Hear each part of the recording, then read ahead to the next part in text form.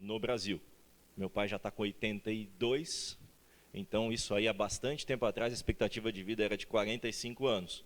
Hoje, segundo o IBGE, a expectativa de vida do brasileiro é de aproximadamente 76 anos. Então, a cada ano que passa, essa expectativa de vida aumenta.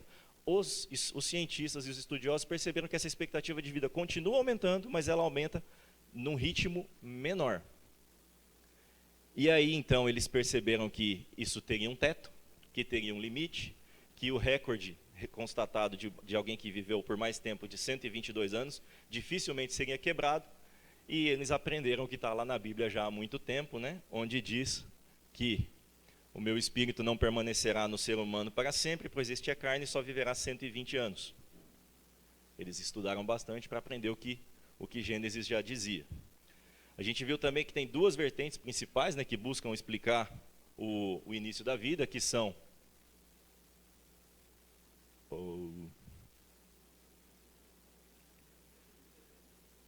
Aí.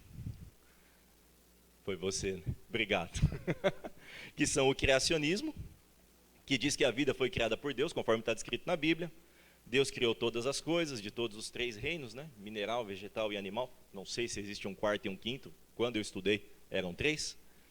E criou o homem a partir do barro, soprou a vida nas suas narinas, depois colocou Adão em um sono profundo, fez nele uma cirurgia com anestesia geral ali, tirou a costela de Adão e fez Eva. A gente viu também que recentemente os cientistas concluíram que partículas de argila estavam presentes na origem da vida. Que vários minerais que a gente precisa, zinco, cobre, enxofre, fósforo, estão presentes no solo, chegam até nós através dos animais, dos vegetais, ou pela manipulação desses componentes.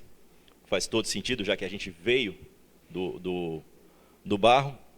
Vimos que os grandes nomes da bioengenharia tecidual, os grandes cirurgiões de reconstrução facial, reconstrução de partes do corpo, têm usado com muito sucesso a costela para reparação de diversas partes do corpo, porque ela tem várias características que facilitam isso, que inclusive esse procedimento de utilizar a costela na reconstrução é chamado de Eve Procedure, que é procedimento de Eva. A gente viu que o Marco fez há 35 anos atrás o Eve Dogs Procedure, que foi quando ele usou a costela de um cachorro para reconstituir um crânio. Aliás, se Eva tivesse se envolvido com o cachorro ao invés de serpente, teria tudo sido muito mais fácil, na verdade, realmente, né?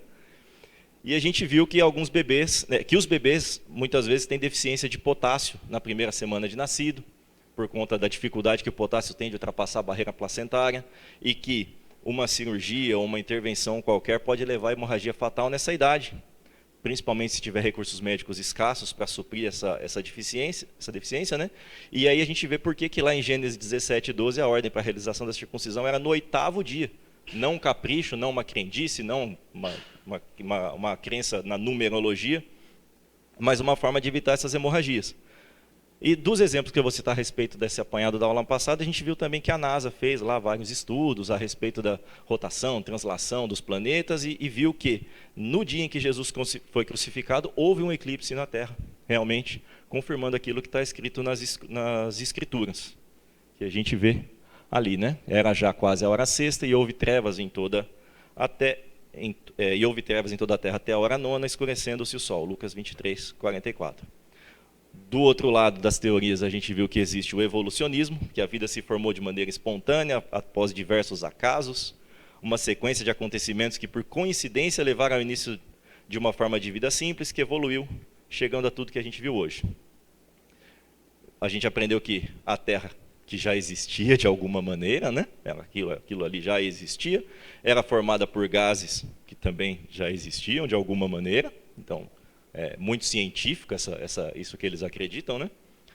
Entre esses gases não tinha oxigênio. Os gases reagiram entre eles induzidos pela radiação solar. Não havia camada de ozônio e ainda assim a Terra esfriou, é o que essa teoria diz. Pelo resfriamento da Terra, sem a camada de ozônio, os gases se condensaram, surgiram lagos, rochas, chuva, água fria. Essa água fria batia na água quente, saiu vapor, aminoácidos e etc.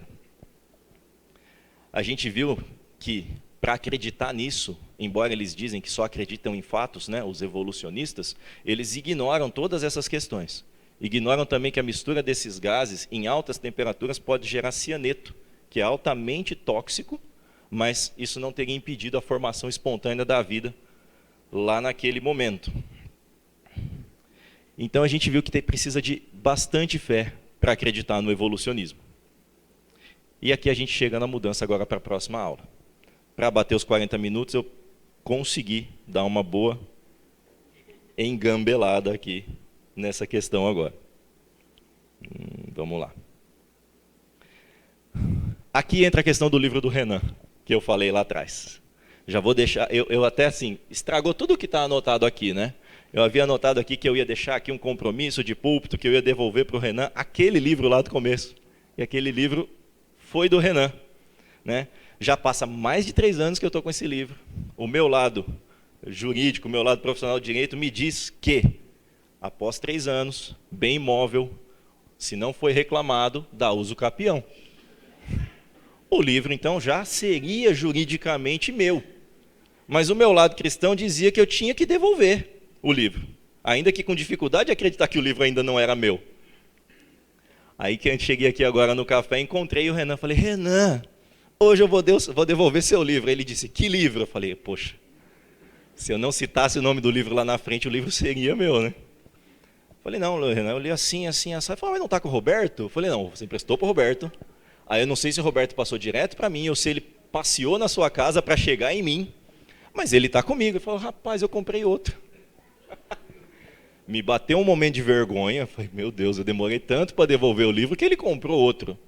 Mas também eu vi que Deus estava recompensando a minha atitude, né, de que eu ia devolver. Eu falei assim, olha só, vou te dar esse livro. E o Renan falou, fica para você, dá para alguém. Eu falei, dá para alguém está muito ainda, vou ficar para mim a princípio, né? Bom, o livro é muito bom, muito, muito bom, muito denso. Quem tiver interesse, busca, né, com calma, para poder dar uma olhada nesse livro aí. Ele tem muita coisa, e assim, o que eu vou falar aqui está muito, muito afunilado pela minha falta de conhecimento, pelo meu entendimento, pela minha dificuldade de explicar. Então, quem quiser ver mais a fundo, é muito, muito interessante. Eu parei, acho que aqui. Bem, para a gente acreditar, para a gente viver, a gente tem um mínimo de fé sempre em tudo. Por exemplo, alguém aqui já tomou paracetamol? Ou dipirona? Ou qualquer outro medicamento? Você acreditou que lá dentro tinha mesmo o que estava escrito naquele comprimido? Você teve fé nisso aí? Ou você levou ao laboratório antes, pediu para fazer uma análise, viu se realmente aquilo ali era o medicamento que você queria tomar e só depois você tomou? Assim, porque acreditar nessas grandes indústrias, vendedoras de remédio, capitalistas, você acreditou, né? Não, aqui tem paracetamol sim, eu vou tomar. Então, a fé, a capacidade, mais do que isso, essa necessidade de acreditar em alguma coisa é inerente a nós. Seja divina ou não, em todas as áreas. Mas principalmente nas questões mais profundas, a gente tem essa necessidade de acreditar em alguma coisa. E aí, assim, para tentar responder questões muito, muito profundas. Por exemplo, de onde nós viemos, quem nós somos, por que a gente está aqui, como que a gente deve viver e para onde que nós vamos.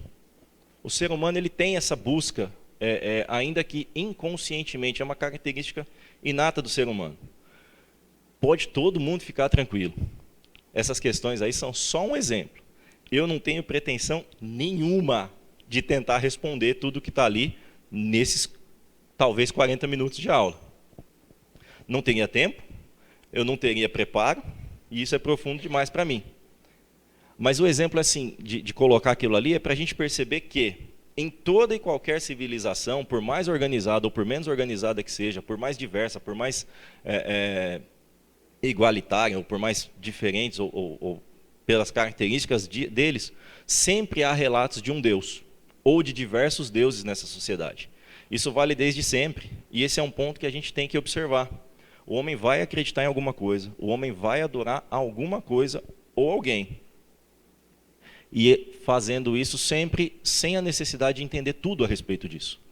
Eu creio porque eu creio. Você entende tudo? Não, mas eu creio. A gente acredita que Deus existe, a gente vê a sua criação, a gente acredita que é a criação dele, a criação divina, a gente não entende tudo sobre essa criação, mas a gente entende o suficiente para acreditar que é Deus quem fez. Aqueles que não creem em Deus e acreditam na ciência, mesmo sem entender completamente também, sem entender a fundo, né, como a gente viu naquela sequência dos acontecimentos que geraram a vida lá na teoria da evolução, eles têm essa mesma fé que nós temos, de crer em algo ainda totalmente desconhecido. Os judeus tinham aproximadamente 600 leis, 640 regras, desdobradas daquelas que foram entregues a Moisés. E eles buscavam cumprir todas elas. E crendo nesse todo, ainda que não compreendendo todas elas. Assim também são os cristãos, também são os muçulmanos, também são os hindus, são todas as vertentes da religião. E essas visões religiosas, delas, as três principais, e que eu vou fazer um apanhado muito breve, muito superficial, são o teísmo, que acredita que Deus fez tudo, o panteísmo, que acredita que Deus é tudo, e o ateísmo, que acredita que não tem Deus, que não existe Deus. Ali uma projeção simplesinha, né? Então Deus fez tudo, para o teísta, para o panteísta Deus é tudo, e para o ateu não há Deus. Há outras correntes, né, como o deísmo, o agnosticismo e várias outras. Então, no teísmo, acredita-se que Deus criou todo o universo, mas Deus não faz parte do universo. O universo e Deus, o Criador e a criação, são coisas distintas, são coisas separadas, como uma pintura. Deus é o pintor. A pintura é a sua criação. Na pintura, nós podemos ver os atributos de Deus, mas ele não é a pintura. Ele não faz parte da pintura. No panteísmo, Deus é o universo. Deus não fez a pintura, Deus é a pintura. Deus é o céu, Deus é a grama, Deus é você, Deus sou eu, Deus é o projetor, Deus é esse banco, Deus é todas as coisas. Tem até uma saudação, né, que o pessoal fala, o Deus que habita em mim, saúdo, o Deus que habita em você. Eu tentei lembrar e no dia que eu não consegui colocar. Então, exemplo, aí está o hinduísmo, o budismo e o ateísmo, que diz que Deus não existe. Mas e essa pintura aí? Essa pintura está aí. Né? Está aí. Quem fez? Ninguém fez. A pintura só está aí, pintada. Ela se fez, sozinha. E as tintas? Não, foi caindo na tela, aí, foi aparecendo a tinta. Até vai aparecer essas pinturas modernas de hoje em dia, que realmente parece que alguém tropeçou e a tinta caiu na tela lá. Talvez essas artes modernas seriam o atributo desse Deus do ateu, que não existe, né? Que realmente de arte fica uma coisa muito, muito estranha. E o que os teístas e os panteístas têm em comum? Aqueles que acreditam que Deus criou o universo e aqueles que acreditam que Deus é o universo. A gente discorda dos ateus. Né? A única coisa que a gente tem em comum é que a gente acha que os ateus estão errados. Ou Deus é o universo, ou Deus criou o universo. Mas que existe Deus, existe. Então, nesse primeiro ponto, é nós contra eles. Né? O inimigo do meu inimigo é o meu amigo. A gente se junta aqui com os panteístas, vamos mostrar que os ateus estão errados. E depois que não tiver mais ateus, a gente começa a brigar com os panteístas. Mais ou menos igual irmão, né? Lá em casa, pelo menos, funciona muito bem assim. A gente sai, os adultos, fica as crianças em casa. A adolescente e a criança em casa. Nesse momento eles se dão super bem, porque são eles contra o mundo. Quando a gente chega, as brigas voltam a acontecer. Né? É mais ou menos isso. Então, já que a gente concorda, os panteístas concordam com a gente de que existe um Deus. Os ateus discordam de todo mundo, né? Precisam de mais amor e de muito mais paciência da nossa parte.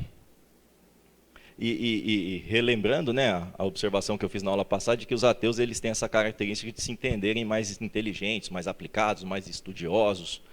E o nosso dever, então, é saber aquilo que a gente crê e saber minimamente explicar também aquilo que a gente crê, sem dar uma resposta muito, muito vaga às vezes. Ah, é assim porque é assim.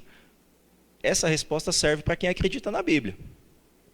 Para quem não acredita na Bíblia, essa resposta muitas vezes não vai satisfazer. Sim, porque sim, não, porque não. Ah, porque está na Bíblia. Não, porque está na Bíblia, para o ateu não serve para nada. A Bíblia, para ele, é a história da carochinha. Então, assim, essa questão de que a gente deve explicar melhor, de que a gente deve ter um conhecimento, é uma obrigação nossa, né? Inclusive está na Bíblia. Antes, santificai ao Senhor Deus em vossos corações, estais sempre preparados para responder com mansidão e temor a qualquer que vos pedir a razão da esperança que há em vós. Aqui na versão Almeida, revista e corrigida. Detalhe importante aqui, né? Responder com mansidão, com temor, aquele que pedir a razão da esperança que há em nós. É uma orientação aqui para uma conversa que a gente esteja desenvolvendo com alguém que não se contente com fé. A pessoa quer saber a razão, quer saber a lógica, né? Ela quer uma explicação um pouco mais palpável. Seguindo. As armas que usamos na nossa luta não são do mundo. As armas poderosas de Deus, capazes de destruir fortalezas. São as armas poderosas de Deus capazes de destruir fortalezas. E assim destruímos ideias falsas e também todo orgulho humano que não nos deixa que as pessoas conheçam a Deus. Dominamos todo pensamento humano e fazemos com que ele obedeça a Cristo. 2 Coríntios 10, 4 e 5, nova tradução na linguagem de hoje. Destruindo ideias falsas, destruindo pensamentos falsos, argumentações falsas. E o último, respondeu Jesus: ame o Senhor seu Deus de todo o seu coração, de toda a sua alma e de todo o seu entendimento. Mateus 22, 37 na NVI. Percebeu, Marco? Foi para você essa parte aqui. De propósito. Uma na versão Almeida, uma na versão da nova tradução da linguagem de hoje e uma na NVI. Eu estava fazendo lá, assim, eu vou fazer um em cada versão. Ame o Senhor seu Deus de todo o seu coração, ok. De toda a sua alma, ok. De todo o seu entendimento. Deve haver entendimento também. Esse entendimento deve servir para fundamentar a nossa fé, as nossas ações, mas também para que eventualmente a gente possa ajudar aqueles que estão com dificuldade para ter esse entendimento. A gente separa aqui pessoas que querem entender daquelas que não querem, que decidiram não acreditar. Porque crer em algo pressupõe também essa decisão. Poxa, eu quero entender. Né? E aí Nietzsche disse, né? Se fosse preciso nos provar a existência desse Deus dos cristãos, então devemos ser ainda menos capazes de acreditar nele. É a nossa preferência que decide contra o cristianismo, não os argumentos. Ou seja, eu escolhi que eu não vou acreditar. Pouco importa a explicação que você vai me dar. Essa pessoa a gente não consegue alcançar nem com uma argumentação racional.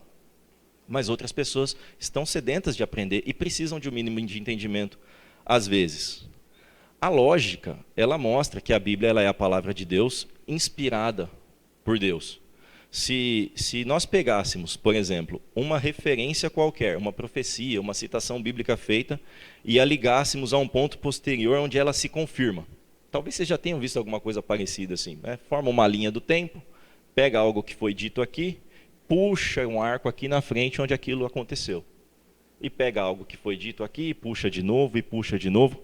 Isso ficaria um emaranhado de ligações interminável. Interminável. Porque ela tem essa característica de ir se confirmando, tem essa lógica nos acontecimentos. E aí começa a parte lógica de hoje. Não há nenhuma dúvida, não há nenhum questionamento, não há nenhum argumento razoável, defensável de que Jesus e seus apóstolos não tenham existido. Jesus existiu? Existiu. Todas as vertentes religiosas, né? Cristianismo, hinduísmo, islamismo, ateísmo, acho que são todas elas. Jesus existiu, os apóstolos existiram. Há divergências a respeito de que Jesus realmente é Deus ou não. Então, a existência de Jesus e os fatos narrados nos testamentos são historicamente confiáveis. Todos eles são historicamente confiáveis. Há muitos testemunhos antigos, há muitos relatos de testemunhas oculares, há muitas descobertas materiais e físicas palpáveis que comprovam aquilo que está descrito ali. Jesus afirmou várias vezes que ele era Deus. Essas afirmações dele foram confirmadas posteriormente pelo cumprimento das profecias. Essa questão lógica da Bíblia se comprovando durante o tempo, ao longo do tempo. Ele também mostrou isso por sua vida sem pecado, que é atestada por testemunho e por relatos da época, e pela concretização da sua ressurreição. E fatos acerca dessa ressurreição, como, por exemplo, o relatório da NASA, que confirma que houve trevas lá no dia da crucificação de Jesus, abril de 33, entre dia 4 e dia 7, aí talvez haja acho que fecha no dia 7. E se Deus existe, se Jesus é Deus, então os milagres são possíveis. Se Jesus é Deus e ele diz que a Bíblia é sua palavra, a palavra de Deus, tudo que se opõe a ela é necessariamente falso. Nós nos acostumamos com a Bíblia e não nos atentemos para o fato de que há também diversos relatos não cristãos, fora da Bíblia, a respeito de Jesus. Por exemplo, tem um historiador chamado Flávio Joséfo, que viveu entre 37 e 100 depois de Cristo. E ele escreve diversas vezes a respeito de Jesus. Em uma de suas obras, um livro chamado Antiguidades dos Judeus, ele relata, livro 18, capítulo 3, seção 3.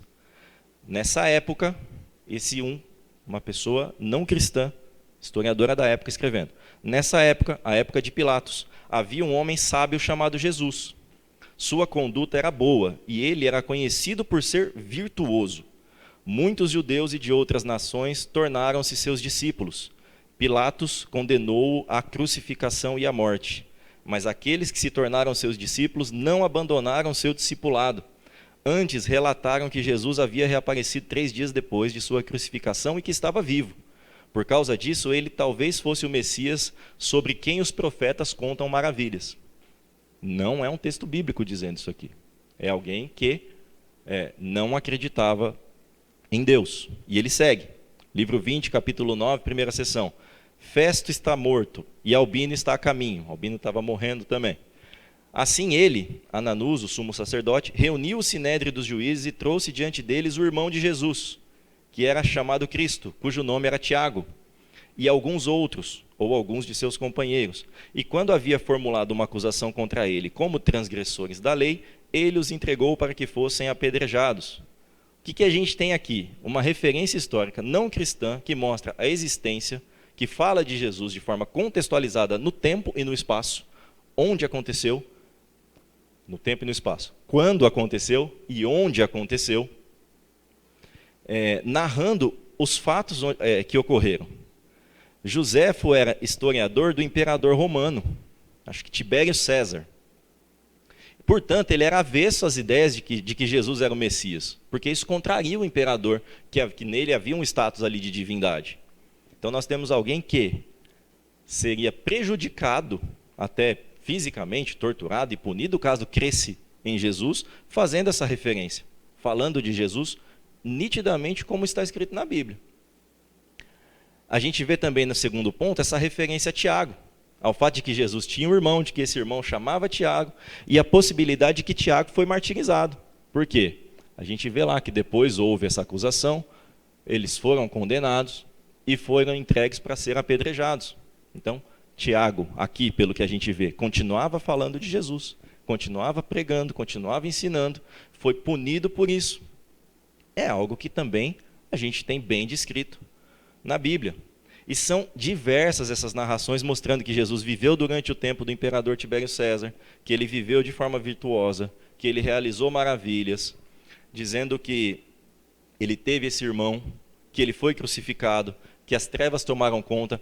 Não só o imperador, não só o Joséfo, mas vários historiadores narram essas questões. E ainda diz que os discípulos continuaram a seguir os seus ensinamentos após sua morte, que eles morreram, e de fato muitos morreram por sua crença, que seus discípulos negavam os deuses romanos e adoravam a Jesus como um Deus verdadeiro. O argumento de que Jesus não existiu, realmente, ele é para rir. Ele é um argumento muito fraco. Dizer que ele não era Deus e que a Bíblia não é verdadeira também é um argumento muito fraco, quando a gente começa a dar uma olhadinha um pouquinho mais a fundo. Com relação aos documentos, todos do Novo Testamento, para aqueles que questionam a inspiração de Deus na formação da Bíblia, eles mostram que o correto é a crença teísta, a crença de que Deus fez a pintura, Deus é o criador, mas não é parte dessa criação, não a panteísta, deísta, antropocentrista, ateísta, ou o agnosticismo, gnosticismo, e que além de o teísmo estar correto, segundo a Bíblia, e que a gente está vendo que é realmente inspirada, acreditar, né, que o cristianismo é a verdadeira crença, diferentemente das outras, né? E a respeito do Novo Testamento, nós temos cópias precisas dos documentos originais que foram escritos, e temos a certeza de que esses documentos falam a verdade. Por quê? Essas cópias, elas não foram transmitidas de pessoa para pessoa como um telefone sem fio. Aliás, essa expressão hoje está horrível, porque hoje um telefone sem fio transmite a mensagem muito bem, né? Pensa no telefone sem fio lá de antigamente, né? Pô, quem inventou isso aqui usava um telefone com fio e coitado, não sabia como é que ia ser mais para frente. Então, assim, o Novo Testamento, como a gente sabe, muitos não sabem, não é um documento único. São 26 textos diferentes, em documentos diferentes, em rolos diferentes, escritos por autores diferentes, em um período de aproximadamente 50 anos. Foram compilados em um único livro e que tem uma coleção de fontes. Várias cópias desses originais do Novo Testamento foram descobertas. Existem cerca de 5.700 manuscritos em grego do Novo Testamento, todos escritos à mão. Outros, mais ou menos 9.000 em outras línguas. Milhares são Bíblias completas, alguns são livros completos, e há trechos esparsos, né? Trechos diversos. Nada no mundo tem essa quantidade de cópias, tem essa quantidade de manuscritos que sustentam o que está escrito ali. Um exemplo, né? Tem uma obra chamada Ilíada, uma obra grega escrita por Homero, aquela que conta a história do cavalo de Troia, né? Essa obra, ela tem a maior quantidade de manuscritos encontrados a respeito dessa obra. Só lembrando, né? Novo Testamento, 5.000 em grego, mais de 9.000 em outras línguas. Ilíada de Homero, foram encontrados 643 manuscritos dela. Só. A maioria das obras antigas sobrevive com meia dúzia de manuscritos. E assim, não só obras literárias, mas também obras históricas. Sabemos que a história do Egito Antigo foi assim, assim, assado, porque encontramos um manuscrito. Meia dúzia de manuscritos sustentam obras literárias e obras históricas. E o Novo Testamento tem dezenas de milhares de manuscritos. Outro ponto interessante a respeito do Novo Testamento. O primeiro manuscrito encontrado começou a ser escrito, de acordo com aquilo que a gente tem, a descoberta atuais, cerca de 25 anos depois dos originais.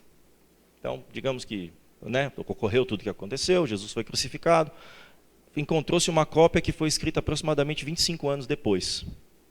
Não é tanto tempo depois. A pessoa que presenciou aquilo pôde muito bem escrever 25 anos depois. As outras obras literárias e históricas que se encontram manuscritos começaram a ser escritas, muitas delas, 500 anos depois que os fatos aconteceram. Ali sim ocorreu, talvez, um telefone sem fio, daquela forma que não transmite bem a mensagem. Porque são obras que foram escritas 500 anos depois, 1000 anos depois dos fatos, e que realmente pode haver uma distorção. Mas essas obras são vistas como completamente seguras. Nessas eles acreditam. No Novo Testamento, não.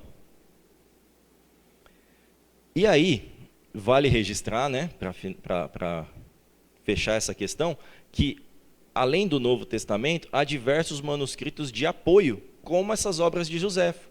A gente chama de manuscritos de apoio. São manuscritos que não pertencem ao Novo Testamento, não foram escritos por cristãos, mas que apoiam tudo aquilo que está escrito no Novo Testamento. Aquilo que a gente leu agora há pouco, de Joséfo narrando, que Tiago foi trazido, etc. São vários manuscritos de apoio que suportam que o Novo Testamento é a verdade. Então a gente vai avançando, vendo que o Novo Testamento ele é historicamente confiável por todas essas questões, porque nós temos muitos testemunhos antigos a respeito daquilo. Nós temos diversas testemunhas oculares, independentes, pessoas não só cristãs, mas não cristãs, até mesmo contrárias ao que testemunharam, que preferiam que aquilo não fosse verdade, mas que testemunharam os fatos narrados no Novo Testamento. Temos várias evidências arqueológicas que sempre são encontradas e que corroboram fatos que estão descritos ali na Bíblia. Temos muitos testemunhos de oponentes, né, de pessoas não cristãs, mas também anticristãs, que comprovam aquilo que está escrito na Bíblia. E aqui um parênteses que deixa mais interessante, né? Se eu disser que eu sou uma pessoa boa, algumas pessoas vão acreditar em mim. Se meus amigos disserem que eu sou uma pessoa boa, mais algumas pessoas acreditarão em mim. Mas se o meu arqui-inimigo, que eu não vou nem falar o nome dele aqui, disser que eu sou uma pessoa boa, muito mais pessoas vão acreditar nessa afirmação. Né? Sempre que há esse testemunho de alguém contrário a você, como há no caso do Novo Testamento, isso reforça a veracidade do que está ali. E o fato de que esses testemunhos contêm fatos e detalhes embaraçosos para os autores. Né? Quem aqui posta no Instagram boleto vencido? Né? Quem aqui posta no Instagram que foi fazer um bolo, foi fazer uma comida e queimou? A menos que seja para fazer graça, né? Que seja uma jocosidade. Quem que tenta arrumar o carro e não consegue e fica contando isso? Imagina, é igual falar de ação na bolsa. Só tem campeão. Ninguém nunca perdeu dinheiro na bolsa, ninguém fala isso aí. Tigrinho, né? Mas só ganha, ninguém conta quando perde. E nós temos vários testemunhos embaraçosos no Novo Testamento. O fato de haver várias informações negativas que os autores registraram sobre eles mesmos, reforça essa ideia de um testemunho verdadeiro. Quanto às testemunhas oculares, são diversos relatos sobre a vida e milagre de Jesus. Eu até assim, nem projetei, né? Vou falar rapidinho aqui. Ó, Atos 2:32, 3:15, 4:18 a 20, 5:30, 32, 10:39, 40, 1 Coríntios 3, 1 Coríntios 15, de 3 a 8, 1 Pedro 5:1, 2 Pedro 1:16, Lucas 1:1 e 2, Hebreus 2, 3 e 4, e a gente segue para o infinito, de diversos relatos de testemunhas oculares. Aí a gente vê o desespero dessas pessoas de que eles precisavam que soubessem a respeito de Jesus. O tamanho da importância que era dada para que as pessoas soubessem, porque é muita gente falando. Estamos falando, é algo importante acontecendo. Algo importante sendo descrito. Ninguém dá tanta importância a algo que realmente não tenha sido relevante. E um fato também muito curioso é que assim, acredita-se em tudo que está ali no Novo Testamento, em tudo que está ali na Bíblia, mas pensando alguns fatos para não serem acreditados. A gente acredita em tudo isso aqui, menos naquilo ali. Imagina que alguém vem aqui imprudente hoje, e daqui a alguns anos ele faz uma descrição da cidade. Ele fala, lá o prefeito é o Tupã, antes teve o Ed Thomas, há um tempo atrás teve lá uma epidemia de dengue, o Tupã já tinha sido prefeito antes, tudo isso ele está escrevendo. Prudente é uma cidade quente, o Parque do Povo alaga, nunca vá ao Pico na Neblina, por mais que te digam que é legal. Vamos lá. O nível de violência na cidade são comparados à Suíça. Isso eu tinha que falar, porque eu tinha que falar essa parte, porque saiu no último relatório. Os índices de violência da cidade são comparados com a Suíça, falei de novo, e demais países europeus. Mas, assim, só a violência que é comparada com a Suíça, porque o clima não dá. Né? O clima, por outro lado, é muito quente. E descreve a indústria, descreve o emprego, descreve os hotéis, fala da história, fala do detalhe da cidade. São todos os historiadores falam assim a respeito de Prudente, os cristãos, os não cristãos. No meio disso tudo, digamos que tivesse a história de uma determinada pessoa, fala, não, nessa parte eu não acredito, não. Tudo que vocês estão falando de Prudente eu acredito, mas isso aqui eu não acredito. É o que acontece com o Novo Testamento. Tudo que está lá pode ser confrontado e pode ser confirmado. Poxa, aquilo ali eu não acredito. E aí são as pessoas que, como Nietzsche, escolheram, né? Que acreditar é uma escolha e resolveram não acreditar. Eu acredito em tudo, exceto na divindade de Jesus. No plano da salvação, nos milagres. Nessa parte eu não acredito. Nesse aspecto da contextualização é muito interessante ver o Evangelho de Lucas. Né? Eu voltando a ler o Evangelho de Lucas agora, depois desse estudo, porque Lucas ele era mais letrado que os outros apóstolos, né? Lucas era médico. Então, a forma como ele descreve, ele se expressava melhor através da escrita. Então, vendo ele com outros olhos, a gente percebe que é o relato realmente de uma testemunha ocular detalhada. Acontece com os demais evangelhos, com os demais relatos, mas Lucas é mais interessante nesse sentido. Pois não.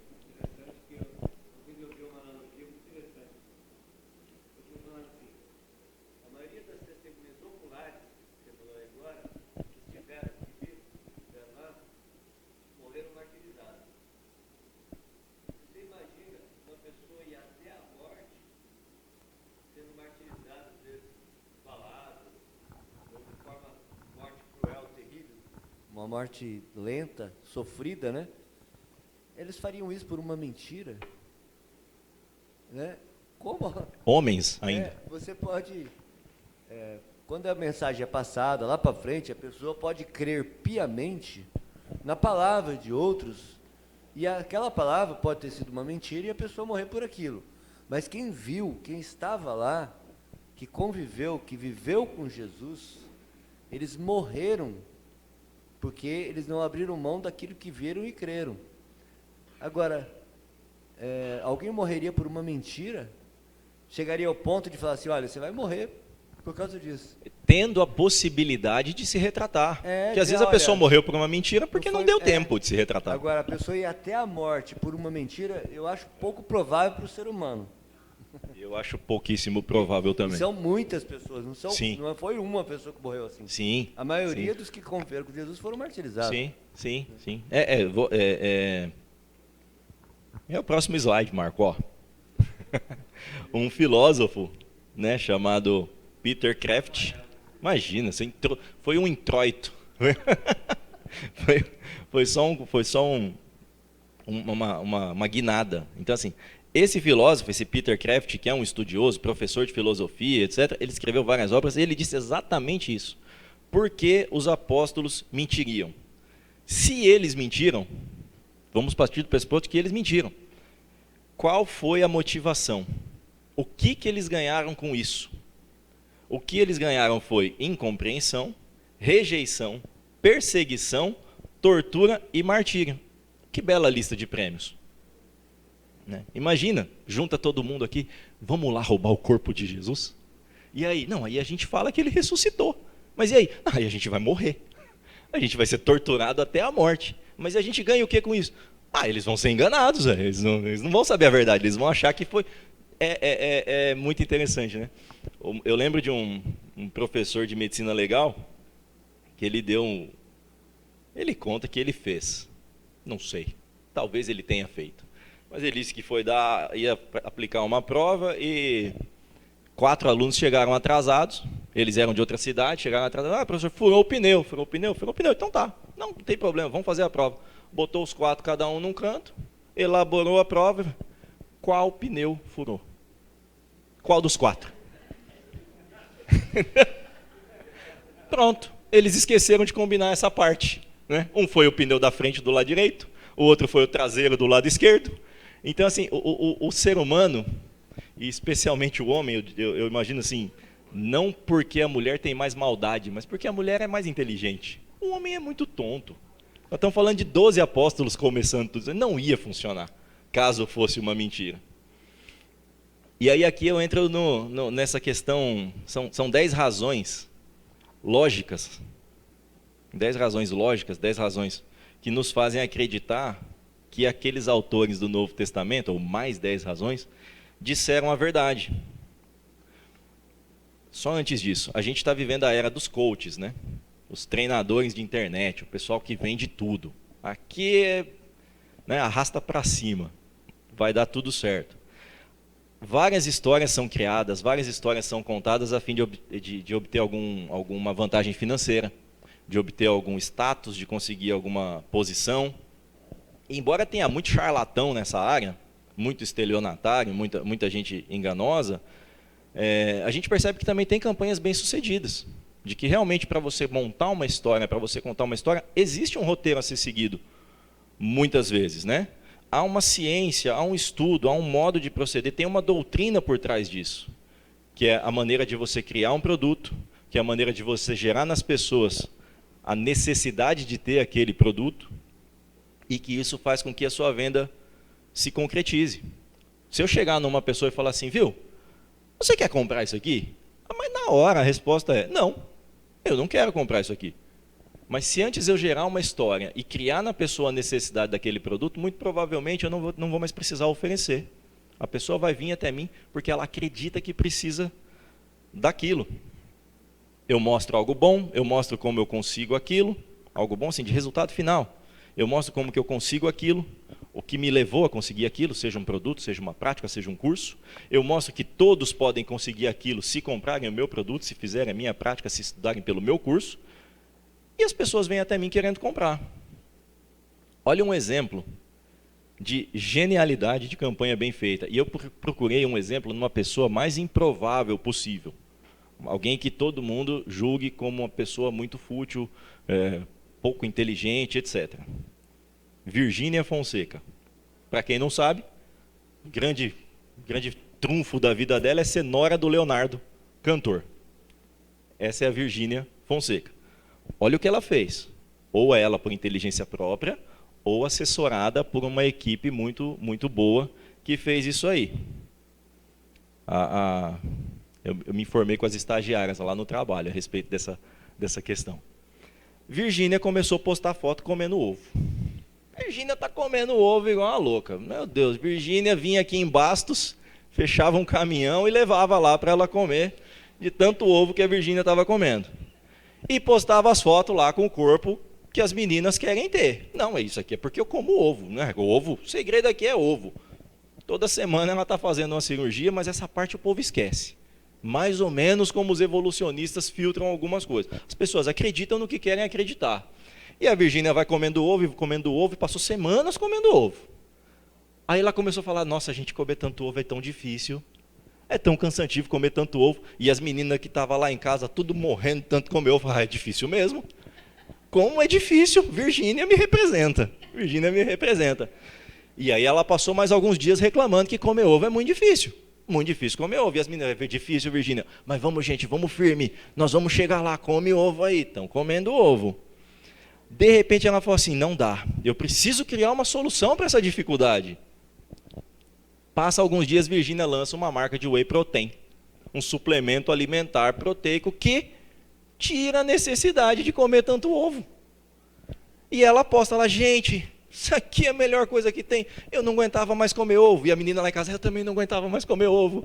Se tomar isso aqui, ó, não precisa do ovo. Ai, Virgínia, graças a Deus você resolveu o meu problema. Eu vou comprar. Não é? Funciona assim. Se ela lá atrás falasse assim, gente, ó, lancei uma marca de suplemento. Para, é muito caro. Não vou comprar. Até porque o scoop de whey dela dá um balde de 2 litros, né? Eu fui ver. É uma tal de Whippin, que é a marca dela.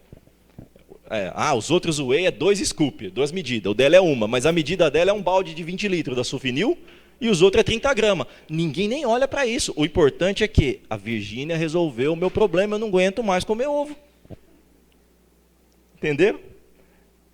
Vamos trazer isso aí para os 12 apóstolos. São inteligentíssimos, assessorados por muita gente. Vamos dizer que eles estivessem criando essa história a respeito do Novo Testamento. Até para isso tem um roteirinho, e esse roteiro é muito conhecido. É um storytelling, a maneira da história ser contada, que é conhecido por todo mundo, chama a Jornada do Herói. Como é a Jornada do Herói? Vale para vários filmes, vocês vão identificar que esse é o roteiro e isso faz funcionar. O sujeito vive em um mundo comum, confortável, está tudo tranquilo, a vidinha dele ali. De repente, acontece alguma coisa e ele é chamado a uma aventura, a resolver alguma coisa. Ele recusa esse chamado, porque eu não estou aqui para querer ser herói. Eu quero só cuidar da minha família, comer meus ovos e, né, viver a minha vida. De repente, ele se encontra com um mentor, alguém que vai chegar nele e falar assim, não, você é o cara, você vai resolver esse problema, a gente precisa de você. Aí ocorre a travessia do primeiro limiar, está tudo escritinho lá na internet. O que é a travessia do primeiro limiar? Ele recusa, ele fica lá na casa dele, vivendo a vidinha dele, né, fazendo as coisinhas dele, algo acontece e abala a vida dele. Sei lá, alguém vem e mata a mulher dele, por exemplo. Travessia do primeiro limiar. Então ele passa por várias provas, várias dificuldades, aí ele encontra com os amigos, vamos lá, e os inimigos, não é assim que funciona.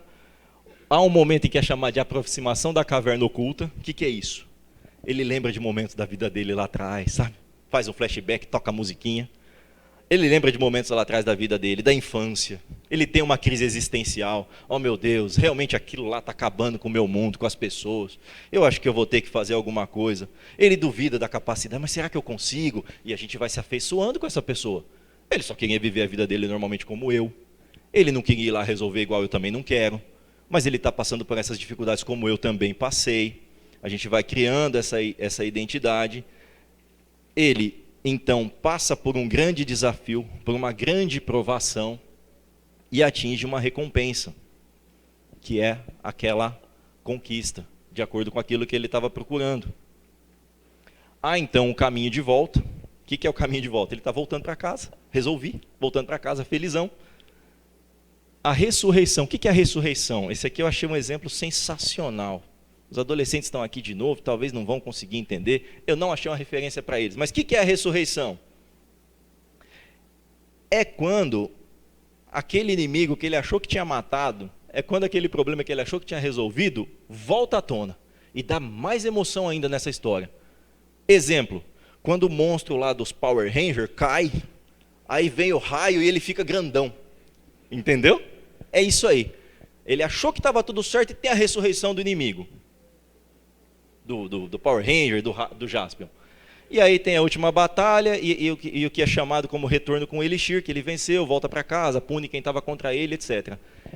Esse seria o enredo para escrever o Novo Testamento, caso essa fosse uma história inventada. E está tudo errado. Se eu estivesse escrevendo o Novo Testamento, estaria tudo errado. Não é assim que funciona. E isso funcionaria. Dá para a gente pensar em vários exemplos. Alguém lembra de um exemplo de um filme que é assim? Eu trouxe, Rambo é assim, todos. John Wick. Aliás, John Wick é muito interessante, né? Porque o pessoal acha que a Luísa Mel gosta de cachorro. Mataram o cachorrinho do John Wick. Tem 4 filmes que ele está matando 400 pessoas por filme. Porque mataram o cachorro dele. E acham que é a Luísa Mel que gosta de cachorro. John Wick, Rock, todos os Rock. O Patriota, bom, hein? Bom, assistam. Seu pai deve ter assistido umas 15 vezes. Coração Valente, quase todos os filmes do Mel Gibson, na verdade. Star Wars, Senhor dos Anéis, é assim, Homem-Aranha de Volta para Casa. O cara apanha, de repente ele levanta, né? Rock Balboa, Karate Kid e etc. O Novo Testamento está longe disso, longe disso. Os autores do Novo Testamento incluíram um monte de detalhe embaraçoso a respeito deles mesmos. Vários detalhes embaraçosos. Eles se retratam como tolos, está em Marcos 9:32, em Lucas 18:34 e mais uma dezena. Eles se retratam como apáticos. Eles caem no sono e dormem durante a oração, em algumas oportunidades, Mateus 14:32-41. Eles tomavam bronca, né? Pedro é chamado de Satanás por Jesus, lá em Marcos 8:33. São covardes, Mateus 26:33-35. Eles ainda incluíram detalhes embaraçosos e dizeres difíceis atribuídos a Jesus. São relatos embaraçosos sobre aquele líder que eles estariam inventando, que eles estariam criando, né? Jesus coloca eles em situações difíceis. Os relatos colocam Jesus em uma situação difícil. Por exemplo, ele é desacreditado por seus irmãos. Ele desfez dos judeus que não haviam crido nele. Foi crucificado e, naquele tempo, qualquer um que for pendurado numa cruz, no madeiro, estaria debaixo da maldição de Deus, está em Deuteronômios. Eles incluíram várias exigências de Jesus, diferentemente daquela história do herói, daquele roteiro do herói.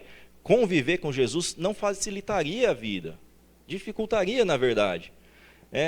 Tornava a vida mais difícil, porque aquele líder exigia coisas difíceis. Qualquer um que olhar para uma mulher e desejá-la já cometeu adultério. amem os seus inimigos e orem por aqueles que os perseguem. Sejam perfeitos como é perfeito o Pai Celestial. Não julguem para não ser julgados. Então, ele dificultava a vida no dia a dia. Eles distinguiram claramente as palavras de Jesus das deles. Isso mostra que eles poderiam ali ter colocado alguma coisinha para que eles também fossem bons. Poxa, ele é o líder, mas eu sou o principal braço direito dele aqui e tal. Não, isso aqui foi ele, isso aqui fui eu. Eu não sou ninguém. É tudo ele. E, assim, incluíram fatos da ressurreição que jamais poderiam ter sido inventados. O registro do Novo Testamento é de que José de Arimateia, um membro do Sinédrio, sepultou Jesus. Isso não poderia ser inventado, porque seria facilmente desmentido. Jesus foi colocado em uma sepultura de uma autoridade judaica. Os judeus nunca negaram, nunca desmentiram isso. Nunca trouxeram uma outra alternativa. As primeiras testemunhas da ressurreição que chegaram lá e viram que o corpo já não estava mais lá, foram duas mulheres, uma delas Maria Madalena, que Lucas narra que já havia sido possuída por demônio. Essa inserção traz uma vertente para descrença naquilo que está sendo narrado. Não faria nenhum sentido, caso eu estivesse criando uma história, que eu inserisse nesse contexto uma mulher que poderia, ou até mesmo duas mulheres, porque naquele tempo a mulher tinha ainda menos credibilidade, né? Muito menos. Então não faria por que colocar o testemunho de uma mulher, ainda mais uma mulher que já foi possuída por demônio, se isso não fosse opção. Pô, eu não tenho opção, eu tenho que colocar ela porque é a verdade que foi ela. Eu sou obrigado a colocar ela. Temos textos no Novo Testamento com pelo menos 30 pessoas historicamente confirmadas, que você pode fazer o cruzamento das informações de que Jesus viveu naquele tempo, conviveu com aquelas pessoas. Pilatos, Caifás, Festo, Herodes, toda a linhagem de Herodes. Os autores incluíram ainda pequenos detalhes divergentes ou relatos aparentemente contraditórios. Sabe a questão do pneu? Aquela lá, não combinaram certinho qual o pneu que tinha furado lá, que meu professor aconteceu de verdade, que ele fez, mas não é uma piada. Aquilo é uma contradição que acaba com a história. Não tem condições mais da história do pneu furado se sustentar. Mas algumas pequenas divergências, na verdade, trazem credibilidade. Mateus diz que havia um anjo no túmulo de Jesus. João diz que eram dois. É um pequeno detalhe que mostra assim, que são pessoas contando a história, e a memória é falha, e o ângulo de visão, e a forma como foi enxergado por cada um pode ser diferente. Porque também quando é muito perfeitinho, fica estranho. E isso em questões pequenas, né? Não em algo que abale tudo, né? Se fosse tudo tão bem combinado a ponto de não ter nenhuma pontinha solta, traria, na verdade, um descrédito. Os autores do Novo Testamento, eles desafiam os leitores a conferir os fatos, aqueles que são verificáveis, e até mesmo os milagres.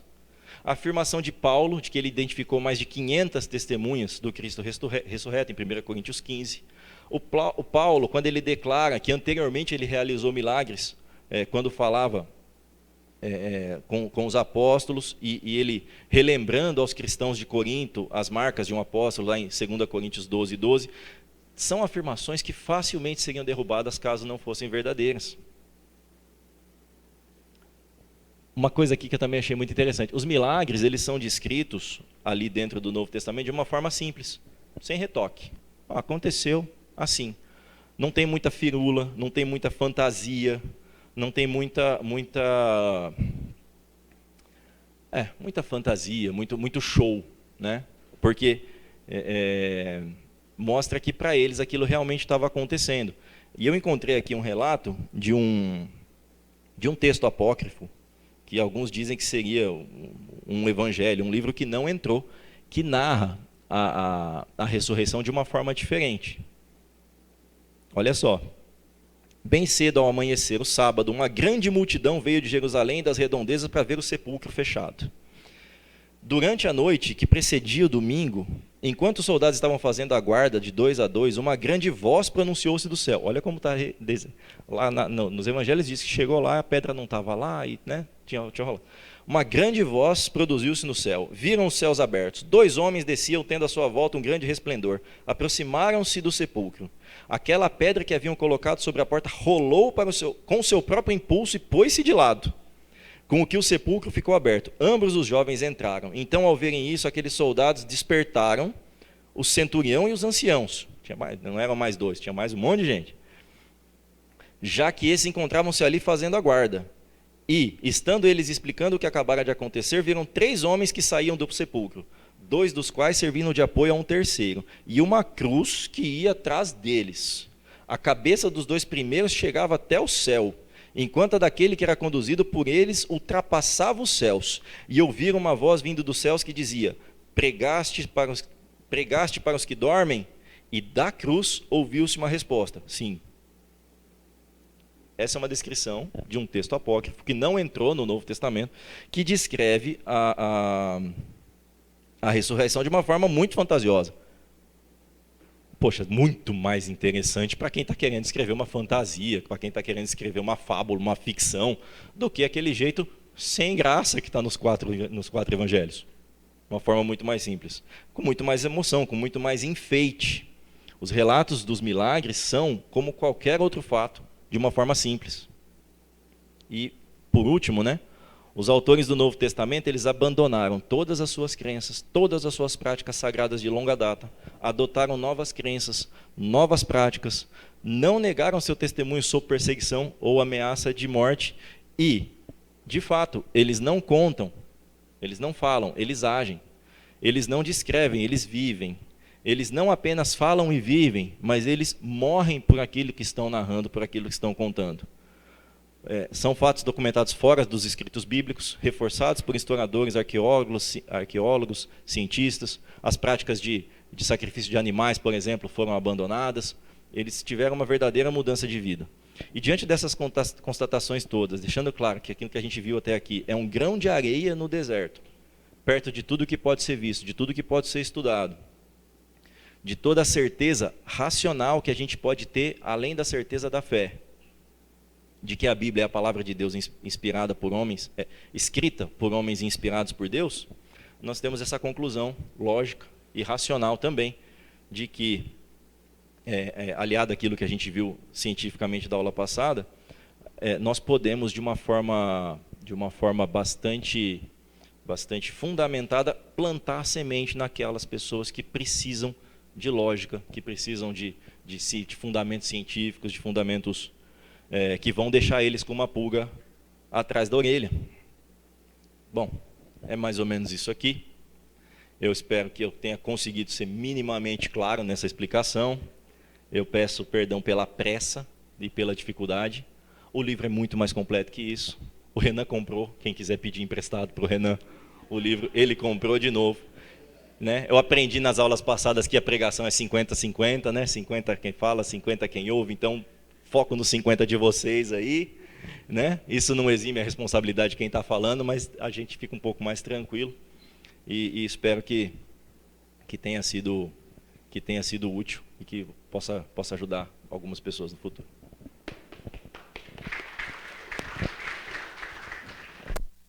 Obrigado. Fala, Zé.